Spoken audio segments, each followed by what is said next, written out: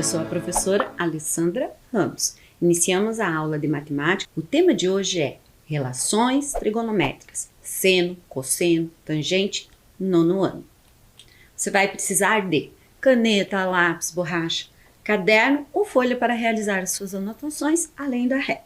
Vou dar um tempinho aí para vocês.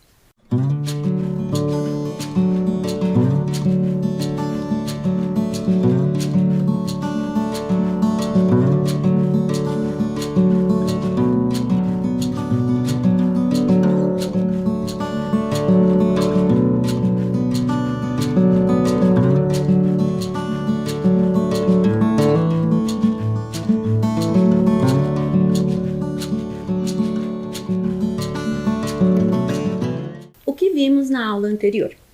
Observamos relações métricas do triângulo retângulo, além de aplicações do teorema de Pitágoras. Aplicamos as relações métricas do triângulo retângulo na resolução de problemas. Anotem aí a data de hoje, relações trigonométricas, seno, cosseno e tangente. Vai um tempinho aí para vocês.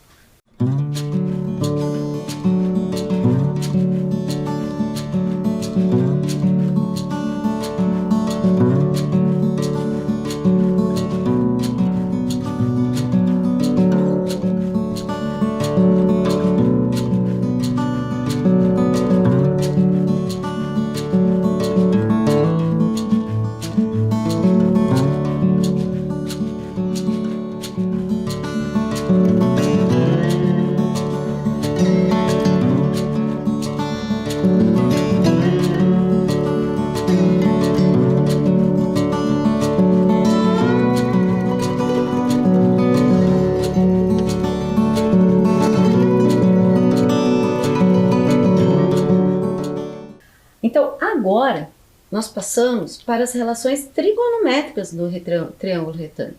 Mas o que significa trigonometria? Ela é formada de 3 radicais gregos. Tri vem da palavra três, gonos da palavra do termo ângulos e metro da palavra medir. Então, o que acrescentou nesta relação métrica? Os ângulos. Então, a partir desse momento, a gente vai fazer uma relação entre as medidas dos ângulos do triângulo retângulo. Curiosidade: sabe-se que foi astrônomo grego Hiparco de Niceia, considerado o pai da astronomia, quem empregou pela primeira vez relações entre lados e ângulos de um triângulo retângulo, por volta de 140 a.C. Por isso, ele é considerado precursor da trigonometria. Voltando lá, trigonometria é formada por 3 radicais gregos. Qual é o termo que apareceu de novo aqui? Ângulos. Mas o que é ângulos? Ângulos é uma reunião de 2 semirretas da mesma origem.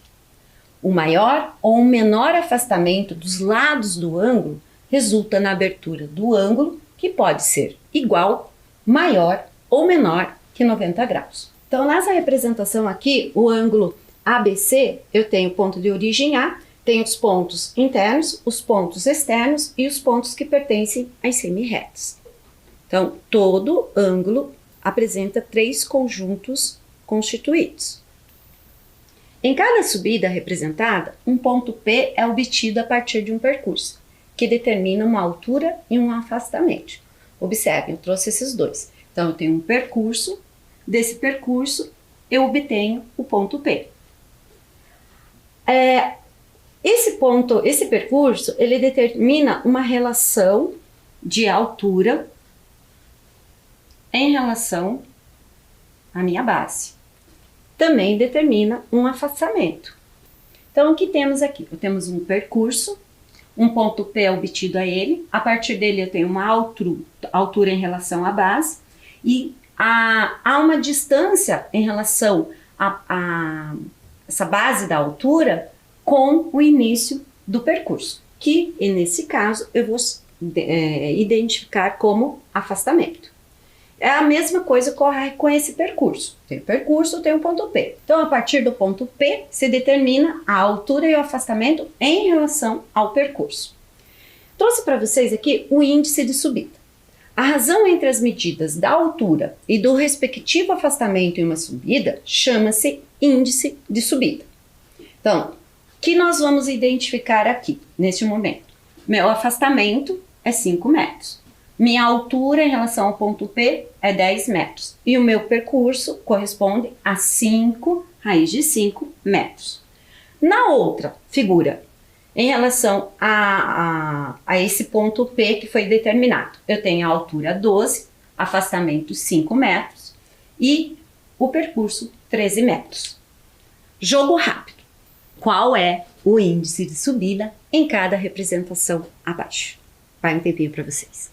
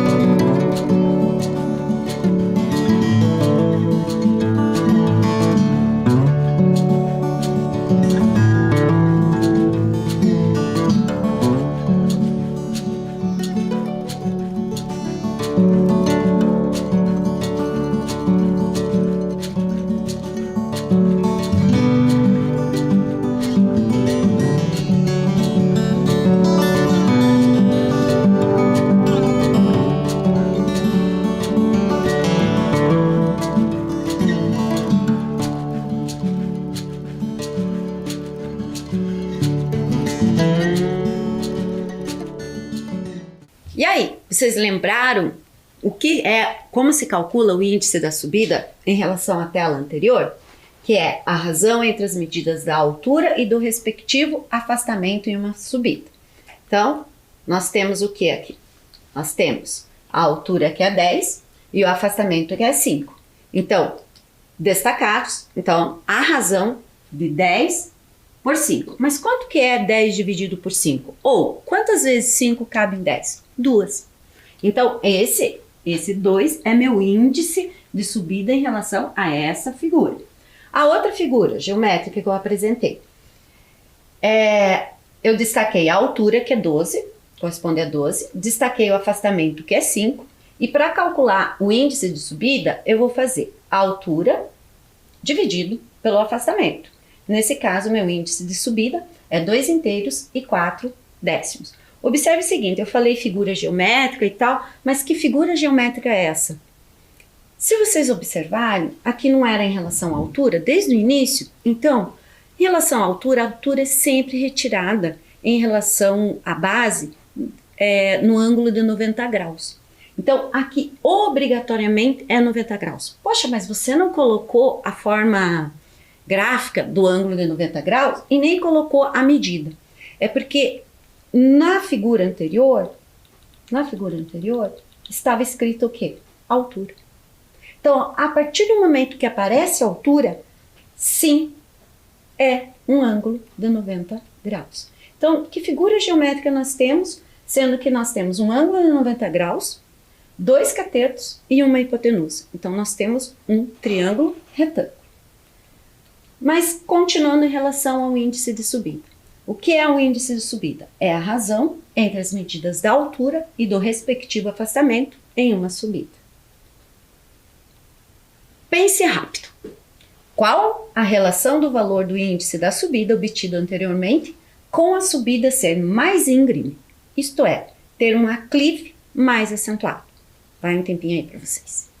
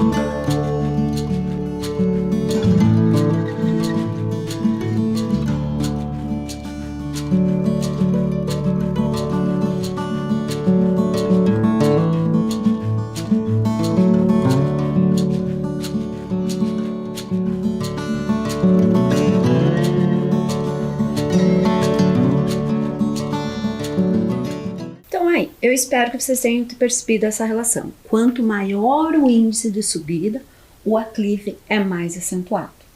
Observem aqui, ó. Eu tinha isso aqui, era o índice de subida 2. Mas quando vai para 2 inteiros e 4 décimos, que é essa posição aqui, aumentou. Proposta 1. Calcule a razão entre altura e afastamento. Vai um tempinho aí para vocês.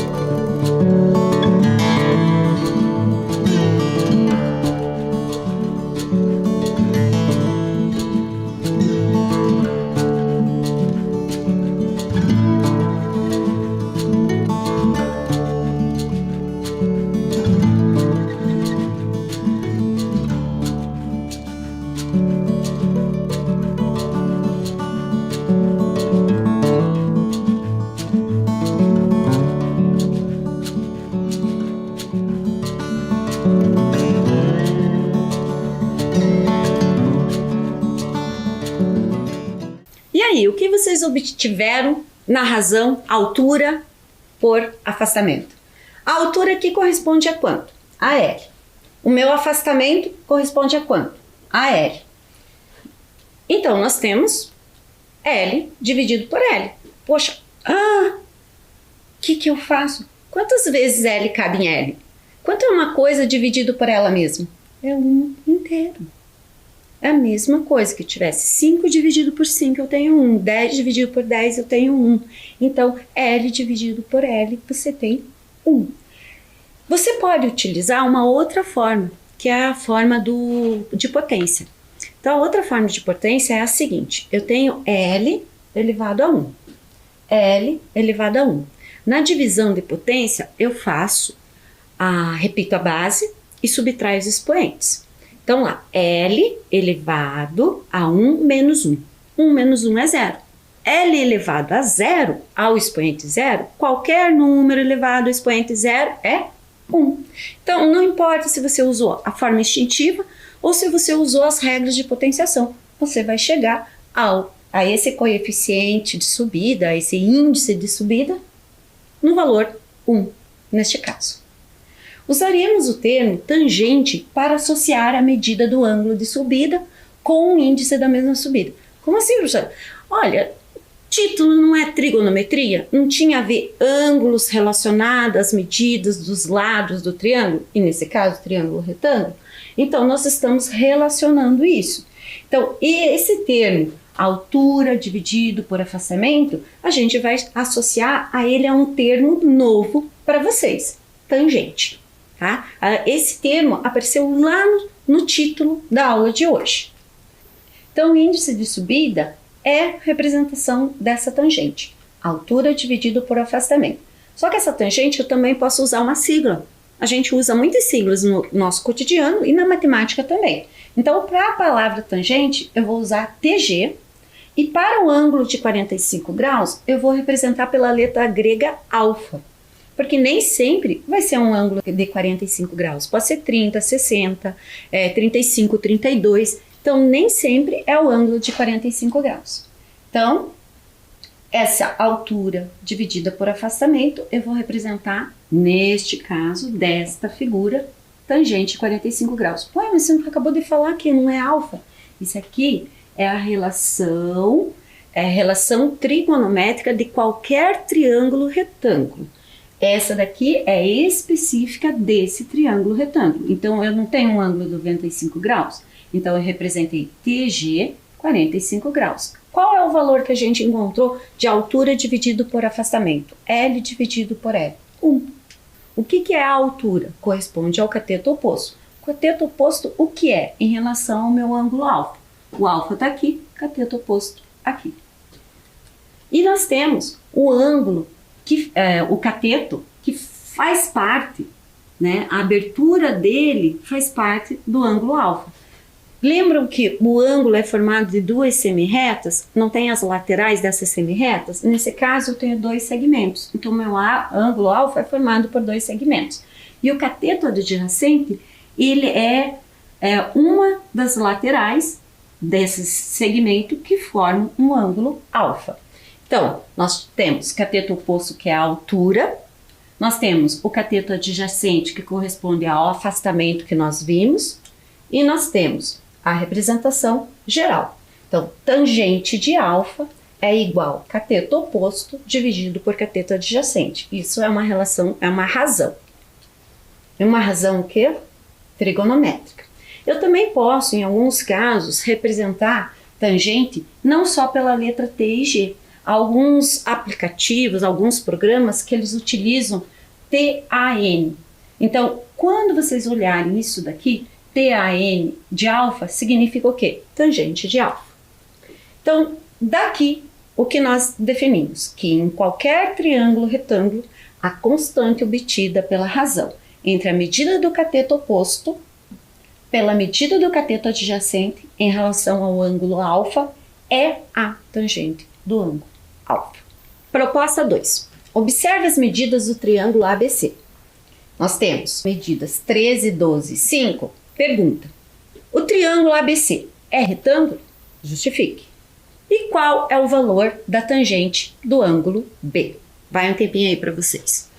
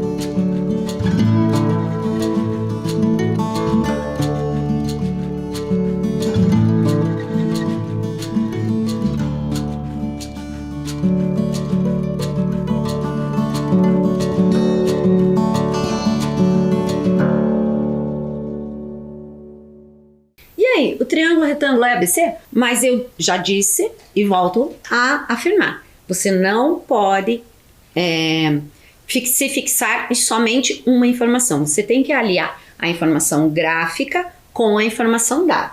Ela nos foi dada a informação de que eu tenho medidas 13, 12, 5. Então tá. Para ser um triângulo retângulo, uma das relações métricas que a gente utilizou nas aulas anteriores é Pitágoras. Então, vamos verificar aqui, utilizando Pitágoras, se é um triângulo retângulo. Porque se for triângulo retângulo, essa relação é verdadeira. Eu tinha lá o meu maior lado que correspondia a 13. Então, a hipotenusa é sempre o maior lado. Então, eu vou escolher para a minha possível hipotenusa, porque eu só vou poder afirmar que é hipotenusa se chegar numa relação verdadeira. Se não chegar numa relação verdadeira, não é hipotenusa, não é triângulo retângulo. Então, eu estou supondo. Então, a maior medida, 13. Então, 13 para representar a minha hipotenusa. Os catetos seriam supostos que formam o ângulo de 90 graus as duas medidas menores. Então, eu tenho 12 e 5. Então, 13 ao quadrado igual 12 ao quadrado mais 5 ao quadrado. O que se verifica? Que no primeiro membro eu obtive 169. 2 fatores 13. 13 que multiplica 13. No membro da minha direita eu tenho 12 ao quadrado, que corresponde a 144, e 5 ao quadrado, que é 25. Mas observem o seguinte, que 144 mais 25 é igual a 169. Então, nós temos, sim, uma relação verdadeira. Então, eu posso afirmar, sim, que 13 é a hipotenusa desse triângulo, que 12 é o cateto e 5 é o cateto. Então, se eles são hipotenusa, cateto e cateto, ele, sim, é um triângulo retângulo. Então, através da reciprocidade do Teorema de Pitágoras, podemos afirmar que o triângulo ABC é retângulo. Eu trouxe para vocês 2 questionamentos a respeito disso. Então, o primeiro era se ele era um triângulo retângulo, e para justificar. E aí eu perguntei qual o valor da tangente relacionada ao ângulo B. Observe o seguinte, eu não usei letras gregas neste caso, para representar o ângulo. Quando eu não utilizo letras gregas, eu posso fazer o que eu fiz aqui. Utilizei o vértice correspondente. Então, eu quero em relação a esse ângulo. Qual é o vértice correspondente? B. Então, letra maiúscula B. E para identificar o ângulo, eu coloco o acento circunflexo. Então, eu estou me referindo a esta abertura aqui, tá?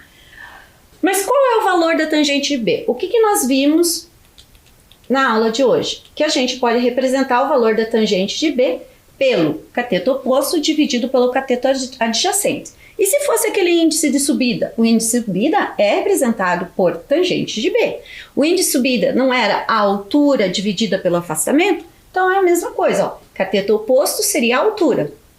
E cateto adjacente seria o afastamento.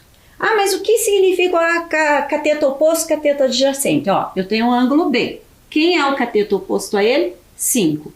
E quem é o ângulo, o cateto adjacente? É aquele que forma o ângulo, que é neste caso, é esse aqui, que está formando o ângulo B. Ele é um segmento de reta que forma essa abertura. Então, calculando, tangente do ângulo B é igual a 5 dividido por 12. Como os valores da tangentes, eles são muito pequenos, muito próximos, casa decimal, a primeira casa decimal, a segunda, a terceira casa decimal, então eu aconselho sim, em relação à tangente, a gente calcular esses valores. Eu não vou deixar na forma fracionária. Então, o que eu tenho? Eu tenho 5 de dividendo. Eu tenho 12 de divisor. Então, quando a gente vai dividir, a gente se faz a pergunta, quantas vezes o 12 cabe no 5? 12 não cabe no 5. Então, eu vou fazer o seguinte, eu vou usar a questão do valor posicional. Se não cabe 12 no 5, significa que o meu inteiro é 0. Não significa que dá a resposta 0 ou é impossível. Então, o meu inteiro é 0. Então, agora eu vou trabalhar com os décimos. Então, para eu trabalhar com os décimos, eu vou ter 50 décimos. É isso que eu vou dividir agora. Eu vou dividir 50 décimos por 12. Então, não estou mais dividindo 5 inteiros. Eu fiz uma troca, tá? Aí, quantas vezes o 12 cabe no 50? Então, uma vezes 12 é 12. 2 vezes 12 é 24. 3 vezes 12 é 36. 4 vezes 12, 48. Então, muito próximo de 50. Então, eu vou usar quantos grupos? 4. Então, eu tenho 4 décimos. 48. Sobra quantos décimos? 2. Vou continuar dividindo. O que não muda aqui? Se eu estou falando a valor posicional para a esquerda, se eu acrescento o algarismo zero, ele continua valendo a mesma coisa. Só que agora eu não estou tratando de 2 décimos. Eu estou trabalhando com 20 centésimos. Agora eu vou dividir 20 centésimos por 12. O que nós temos aqui que nós já fizemos? Um grupo dá 12. 2 grupos, 24. Então, eu vou usar um grupo. Então, neste caso, um grupo. Fazendo a diferença para ver o que sobra de centésimos, eu tenho 8. Poxa, professora, você não emprestou aqui, você não fez a troca. Você pode fazer intuitivamente quando os valores não forem grandes demais. Quanto é 12 para chegar em 20? 12, 13, 14, 15, 16, 17, 18, 19, 20. Não tem problema usar as mãos, não tem problema usar os dedos quando são valores muito próximos. Então, o que sobrou? Sobrou 8 centésimos. Mas eu quero continuar a dividir, neste caso, até a terceira casa decimal. Ah, por que até a terceira casa decimal? Eu fiz uma aproximação. Então, a gente geralmente, quando calcula tangente, a gente calcula entre a segunda e a terceira casa decimal. Só que esse 8, ele é centésimo, certo? Só que eu quero continuar a dividir, então eu vou colocar 0 na posição do milésimo. Então, décimo, centésimo, milésimo. Agora, o que eu estou dividindo?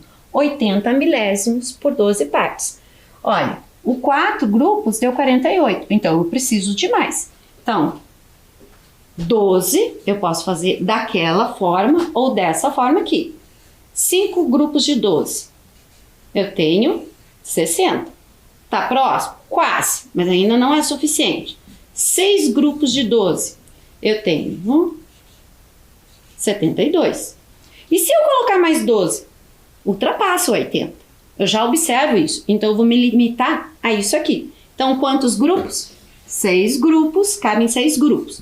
Sobra? Sobra. Vamos fazer aquela coisa, do 72 para o 80. 72, 73, 74, 75, 76, 77, 78, 79, 80. Então, muito próximos. A diferença é 8. 8 o quê? Milésimos. Esse número, ele é irracional. Então, vão ser infinitas casas decimais. Então, eu vou parar por aqui. Então, o que eu posso concluir? Infinitas casas decimais? Não, nessa casa não é infinitas casas decimais. Observe o seguinte, sobrou 8, a mesma coisa que aqui. Então, vai dar 6 o próximo. Vai sobrar 8 outra vez. E assim vai. Então, o que eu observo aqui, neste caso, que não é infinitas casas decimais. Eu tenho um período. Esse período ele vai se repetindo. Então, se vai se repetindo, eu posso representar dessa forma esse período. Esse símbolo significa que os próximos algarismos serão 6.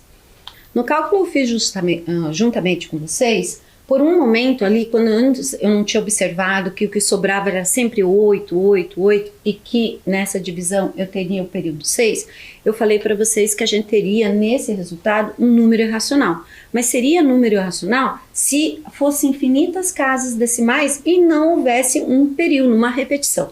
Neste caso, houve uma repetição. Então, ele é um número racional. Então, a tangente de B é aproximadamente 0,416, com o período 6. Trouxe aqui para vocês uma situação, e eu quero que vocês observem o seguinte, que padrão se observa abaixo. Eu trouxe a figura que a gente estava trabalhando, hipotenusa 13, porque a gente verificou que ela é um triângulo retângulo, cateto oposto ao ângulo alfa 12 e o cateto adjacente 5. Se fosse questão do índice de subida, fazendo esse paralelo, seria altura e afastamento. Então, a tangente de alfa, 12 sobre 5, que nós calculamos. E eu fiz o seguinte, eu rotacionei esse triângulo, tá? Então, eu tenho ele aqui, correto? Então, rotacionei ele. Eu rotacionei e fiz isso aqui. De tal forma que mudou a posição. Ah, mas percebam o seguinte, que eu dei destaque ao ângulo que não é alfa. Seria esse ângulo aqui, o ângulo beta. Mas em relação ao ângulo beta, a tangente seria o quê? Cateto oposto ao ângulo beta, 5. Cateto adjacente ao ângulo beta, 12. Então a razão é 5 sobre 12. O que vocês observam disso? Tenta olhar aqui e tenta olhar aqui. Percebam o seguinte, que o 12 se manteve e o 5 se manteve. Sim, porque é cateto oposto dividido pelo cateto adjacente. O que inverteu foram as posições, já que o meu ângulo de vista mudou. Então, o que eu posso tirar daí? Uma relação trigonométrica, que a tangente de alfa é igual ao inverso da tangente de beta. Como assim? Olha aqui, 12 sobre 5, inverso. Eu tenho quanto? Olha o inverso. Ó, tenho aqui e inverto. Então, eu tenho 5 sobre 12. Ah, então se a tangente de alfa é igual ao inverso da tangente de beta, eu posso dizer que a tangente de beta é o inverso da tangente de alfa. Então, daqui nós tiramos mais uma relação trigonométrica do triângulo retângulo. Pense rápido. Qual é o valor da tangente do ângulo P? Vou dar um tempinho para vocês.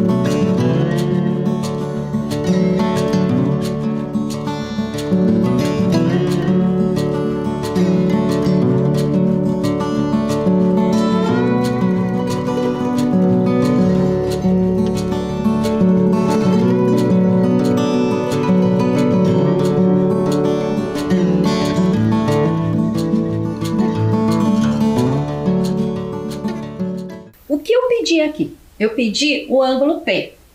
P é esse aqui. Ah, mas como? O ângulo P eu usei o vértice P e identifiquei com acento circunflexo. Então, esse é referente ao meu vértice P. Porém, eu dei a seguinte informação. Eu não dei nada sobre P. Eu dei que a tangente de B corresponde, né, a 10 dividido por 5, que é igual a 2. Tá, você falou tangente B. Essa é referente à tangente B, só que eu usei uma letra grega para representar ela. Eu não usei a letra B e o acento circunflexo. Eu representei tangente de beta. A beta representa o ângulo B. Então, o que eu trouxe de informação para vocês? Que a tangente de alfa é igual inverso tangente beta. Mas isso também acontece, essa reciprocidade, com a tangente de beta. A tangente de beta é o inverso da tangente de alfa. Tá, mas lá a gente não tinha tangente de alfa. A gente tinha tangente de beta e o ângulo P. Então, eu quero a tangente de P. P não é o ângulo complementar a beta? Então, beta está aqui, meu P está aqui. É um ângulo complementar. Então, para calcular a tangente do ângulo P, eu faço o inverso da tangente de beta. Mas quanto que é o inverso de 2? Imagine o seguinte, eu tenho que representar 2 como um número racional. Então, eu vou colocar um traço e um número aqui embaixo. Que número eu poderia usar para não interferir nesse 2, que ele se mantivesse em 2 em forma fracionária? Seria 1. Então, 2 dividido por 1 é 2. Então, representando na forma fracionária e invertendo, que eu tenho a tangente, eu tenho 1 sobre 2. Mas o que significa 1 sobre 2? Quanto que é a metade de 1? Meio. Então, podemos concluir o seguinte, que meio é o inverso de 2. Então, a tangente de P é igual a meio. O que vimos hoje? Determinamos a relação trigonométrica tangente. Aplicamos relações trigonométricas do triângulo retângulo na resolução de problemas. Até a próxima aula.